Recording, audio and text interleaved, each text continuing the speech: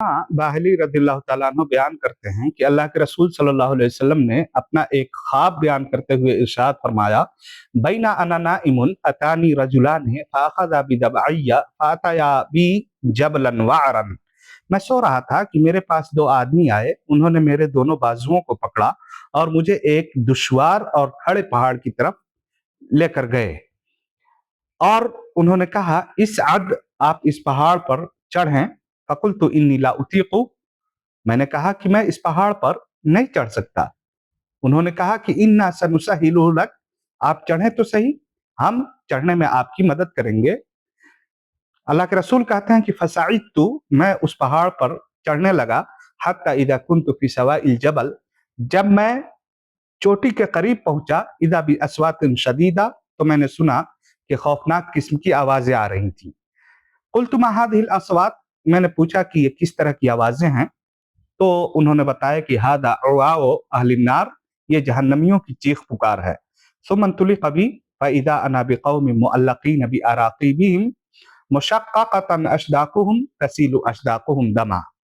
अल्लाह के रसूल बयान करते हैं कि उसके बाद वो दोनों फरिश्ते मुझे लेकर आगे बढ़े, तो मैंने देखा कि कुछ लोगों को उनके एड़ियों के बल लटका दिया गया था। उनके जबड़े फटे हुए थे, उनके जबड़ों से खून जारी थे। मैंने पूछा कि मन हाउलाई, ये कौन लोग हैं?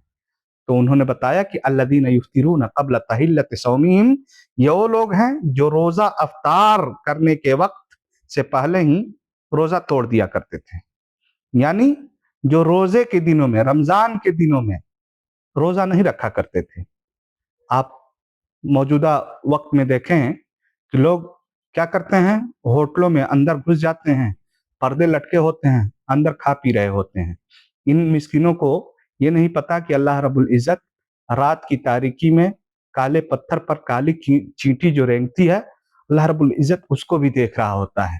लेकिन ये बेचारे उस अंदर होटल पर्दे के पीछे छुप करके खाते पीते हैं और सोचते हैं कि बस उन्हें कोई देख नहीं रहा है।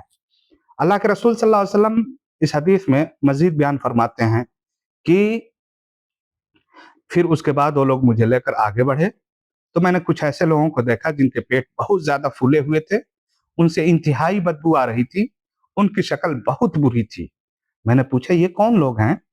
उन्होंने बताया कि हाउलाई कत्लल कुफार, ये वो कुफार हैं जो कुफ्र की हालत में मुसलमानों के खिलाफ जंग में शरीक हुए और फिर इन्हें कत्ल किया गया, यानी कुफार के मकतूल लोग हैं। फिर मैंने कुछ लोगों को देखा जिनके जिस्म बहुत ज्यादा फूले हुए थे, उनसे ऐसी बदबू आ रही थी जैसे बैतुल खला की बदबू होती है। मैंने पूछा ये कौन लोग हैं? उन्होंने कहा कि हाउला इज़्ज़ानून व ज़वानी, यानी ये ज़िना करने वाले मर्द और ख़वातीन हैं। ज़िना करने वाले मर्द और ख़वातीन को अल्लाह के रसूल सल्लल्लाहु अलैहि वसल्लम ने इस हालत में देखा कि उनके जिस्म फूले हुए थे, यानी उनके जिस्म हद से ज्यादा फूले हुए थे और उनके जिस्मों से बदबू फूट रही थी। उसके बाद अल्लाह के रसूल सल्लल्लाहु अलैहि वसल्लम ने कुछ ऐसी ख़वातीन को देखा जिनके सीनों से सांप लिपटे हुए थे और वो सांप उनके सीनों को नोच रहे थे। अल्लाह के रसूल सल्लल्लाहु अलैहि वसल्लम ने पूछा कि मा बालु हाउलाई, इनका क्या माजरा है? ये ख़वातीन इतने दर्दनाक अजाब में क्यों मुब्तला हैं? तो आपको बताया गया कि हाउलाई यमनाना औलादहुन्ना अलबानहुन्ना, यह औरतें अपने बच्चों को अपना दूध नहीं पिलाती थीं, दूध पिलाने से अपने बच्चों को मना करती थीं। इस वजह से अल्लाह रब्बुल इज़्ज़त ने उन्हें इस सजा में मुब्तला कर रखा है।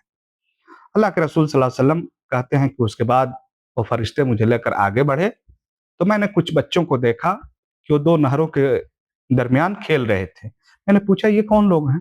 तो बताया गया कि ये हाउलाई ज़रारियुल मोमिनीन, मोमिनों के बच्चे हैं जिन्हों सिग़र सिन्नी में जिनकी वफात हो गई।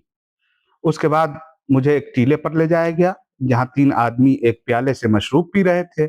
मैंने पूछा ये कौन लोग हैं? उन्होंने बताया कि जाफर, जैद, अब्दुल्लाह बिन रवाहा रज़ियल्लाहु अन्हुम है। अल्लाह के रसूल कहते हैं कि फिर मुझे एक और बुलंद मकाम पर ले जाया गया जहां 3 عظیم شخصیات تھیں. میں نے پوچھا یہ کون ہیں؟ تو بتایا گیا کہ یہ ابراہیم، موسیٰ، عیسیٰ علیہم السلام ہیں اور یہ آپ کا انتظار کر رہے ہیں. وَهُمْ يَنْتَظِرُونَكَ، یہ آپ کا انتظار کر رہے ہیں. یہ روایت سنن نسائی، ابن خزیمہ اور ابن حبان میں ہے، اور شیخ البانی نے صحیح ترغیب و ترہیب حدیث نمبر 2393 میں اس حدیث کو صحیح قرار دیا ہے. یہ حدیث سخت وعید اور سزا بیان کرتی ہے ان لوگوں کے لیے جو رمضان کے دنوں میں روزہ نہیں رکھتے ہیں، بلکہ رمضان کے دنوں کو بھی عام دنوں کی طرح سے کھاتے پیتے گزار دیتے ہیں. اللہ رب العزت سے دعا ہے کہ اللہ رب العزت تو ہمیں اپنے فرائض کی ادائیگی اور ان کے اہتمام کی توفیق ارزانی فرما. السلام علیکم ورحمۃ اللہ وبرکاتہ.